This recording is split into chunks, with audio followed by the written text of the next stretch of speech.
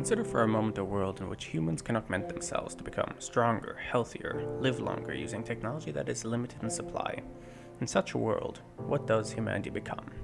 Cyberpunk 2077, no matter its flaws, I think did a pretty good job of creating such a world for us to explore and immerse ourselves in. Maybe even find answers to some of these deeper questions in life. So I aim to give you now what I think Cyberpunk 2077 has to say about humanity in the future, staying free of any specific spoilers to the story and also staying within the game world itself.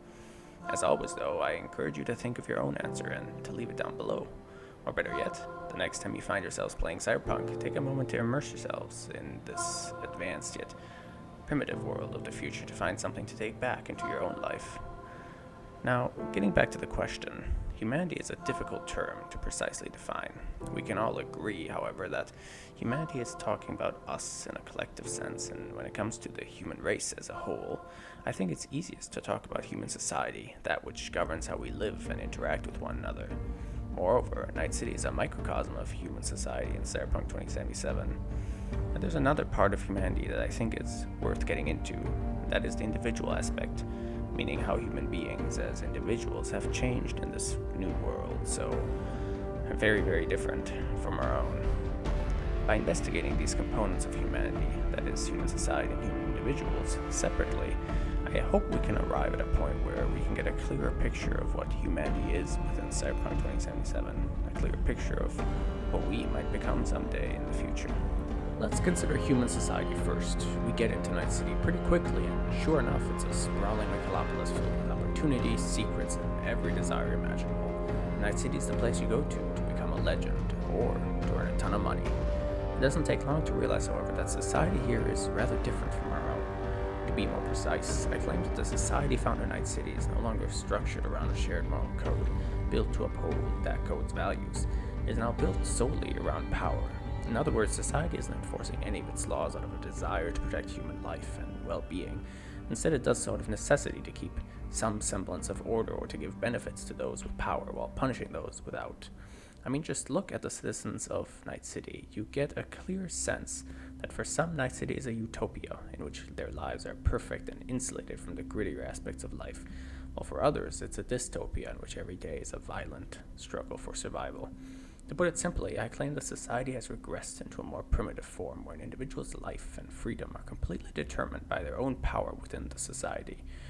Now, some of you, cynics I'd wager, might say that society today is already like this in certain regards, that even in our society, power, whether it be in the form of money or influence, determine everything about your life. Perhaps this is the case in some parts of the world, but in the majority of countries currently, I think this is minimized to the greatest extent at the moment possible. Let's go on a brief tangent regarding the nature of society. It's true that any society, regardless of when or where in humanity's short time on Earth, has always been built around power, meaning that the freedom of an entity in society is directly correlated to its power within that society. An entity could be an individual, it could be a group, it could even be something abstract. Now that's simply how society works. Regardless of how people frame it, there will always be this power hierarchy, because among us humans, power is always equal to freedom. It's a primal law of nature that we still follow to this day. For cavemen, this might have been if I'm stronger than you, I can take your stuff. Today it might be if I'm richer than you, I can own the things that you can't. The problem is that this always leads to a select group of individuals having all the power in a society, and since there is no one more powerful than these individuals, there is no safeguard should they become corrupt. History has shown, rather conclusively I'd say, that these people, these humans with a lot of power, do in fact tend to become corrupted by said power, which in turn has tended to decrease the quality of life for all those living below. To avoid this, in a democracy at least, an additional structure is built into society that makes it such that the majority of power within the society is always held by the people as a collective, the citizens of the society.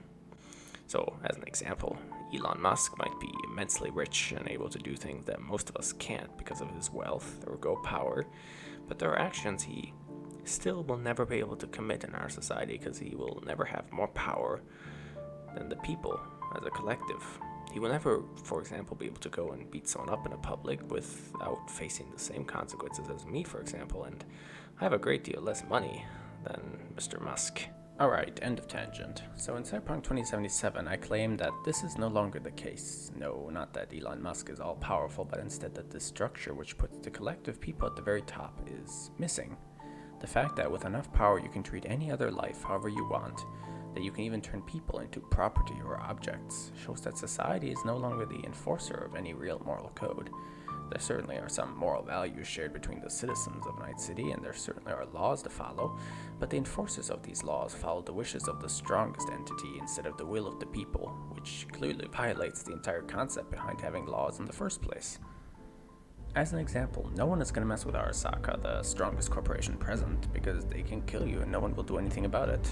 No one can do anything about it. On the other hand, if you're just a doll in a strip club, well, unless you have powerful friends, you are essentially the property of another and must hope that those around you have some moral restraint. But that any gang, any corporation, any individual can act however they wish, so long as they can defend themselves from other groups such as law enforcement. This corruption of the mechanism which governs how we interact with one another does in fact have consequences. This naturally leads our discussion to the individuals within society. How does the premise that humans can augment themselves to be stronger, healthier, live longer using technology that is limited in supply affect humans on an individual basis? I claim that it changes each of us on a fundamental level by opening up the possibility of evolving into something that is no longer human. And what do I mean by that? Well, you can define humans by our anatomy, our genetic makeup, but even more so in our world, there are aspects of our lives that are shared between everyone, no matter how powerful. We all need to sleep, we all are susceptible to physical harm. Most importantly, we all will die. No matter what you've done in life, no matter how much money or material things you possess, you will die, ceasing to exist on the mortal plane. There's a cheerful notion for the day. But in Cyberpunk 2077, this is no longer true. If you're powerful enough, you can replace human flesh with metal, augment your reflexes and mind to become far stronger and capable than before. You can replace organs and tissue, extending your natural lifespan again far beyond the average, to the point of being able to regenerate any naturally occurring damage. But most striking, perhaps, it is possible to upload your mind, your psyche, and download it into a different body, effectively achieving immortality. Whether this is true immortality or not, as your soul is likely lost in the process, is irrelevant, as it will provide the illusion to any who desire this. The main point is that by using technology, you can become something that has different capabilities than most humans, something that has different genes, that might be 90% metal and runs on electricity instead of food and water, something that has a completely different lifespan and cycle. Naturally, we must ask, is this person still human? Perhaps, but they certainly are no longer the same species as the rest of us. And that's being conservative. I think you could make a strong argument that after enough augmentations, you're no longer human, but instead a different kind of life form, one that logically is more advanced than humans, one that is stronger than humans. So the next logical question to ask then is, would you try to evolve into this new kind of human? This is where the conclusion from our discussion on society, I think, provides a good answer. If you live in a society in which the only characteristic that really matters, that determines how free you are, how free those you love, who you care for, are, is power, how strong you are compared to those around you, well then the answer is yes. Yes, you're going to try to evolve and become this new kind of human. Your very survival and quality of life, the same of those you love, depend on it. And as there is no moral code that society enforces, which might guide your actions differently, I would argue that the individual, you, have little reason not to do whatever it takes to gain power. So to recap, in a world where humans can augment themselves using technology that is limited in supply, where this technology allows a select group of individuals to essentially evolve into different species, human society has regressed. Instead of becoming more complex and intricate as we might expect, it has reverted to a primitive structure in which power completely determines your standing. Moreover, humans themselves have changed on a fundamental level. An individual with enough power can now augment themselves to the point where they differ significantly from other humans in terms of capability and life. At the beginning of the video, I asked, what does humanity become? Well, I would say that humanity has regressed in some aspects while evolving in another. The technology present has certainly opened up the possibility for some to significantly change their own capabilities and thus their life.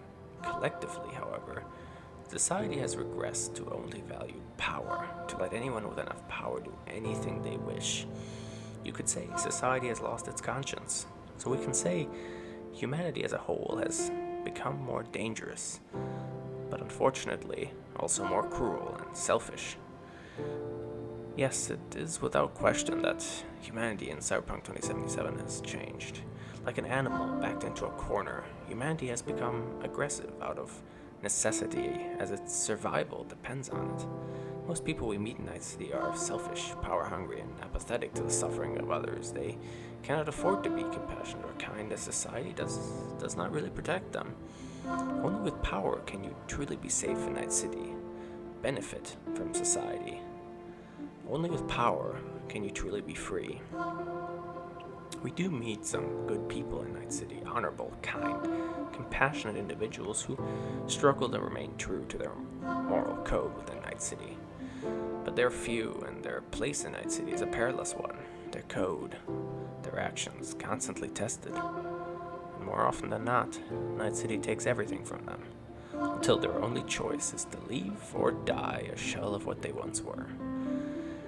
Looking at the main story, there is no real happy ending for V, the main character.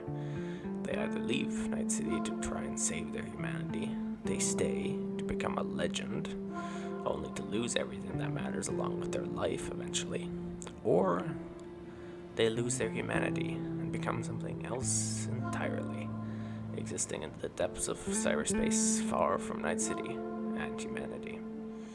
It is my opinion, however, that the humanity within Night City is beyond saving. The humanity found within will become enslaved eventually to the powerful, for that is the manner in which society has been shaped. When power is all that guides action, the weak are always conquered by the strong, and no matter how humanity tries to change, it will never be stronger than those augmented by technology. And those, well, they will eventually cease to be human and become something else.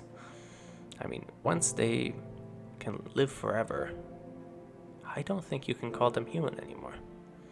The only chance of real survival for those living in Night City is to gain power and to become augmented, thus, either way, leaving humanity behind.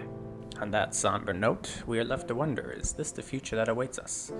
I don't think that the premise of Cyberpunk 2077 is that far-fetched and will likely come to pass at some point. Logically, our technology will eventually reach a point when it enables some of us to become more than human. Will our world then come to resemble the world found within Cyberpunk 2077?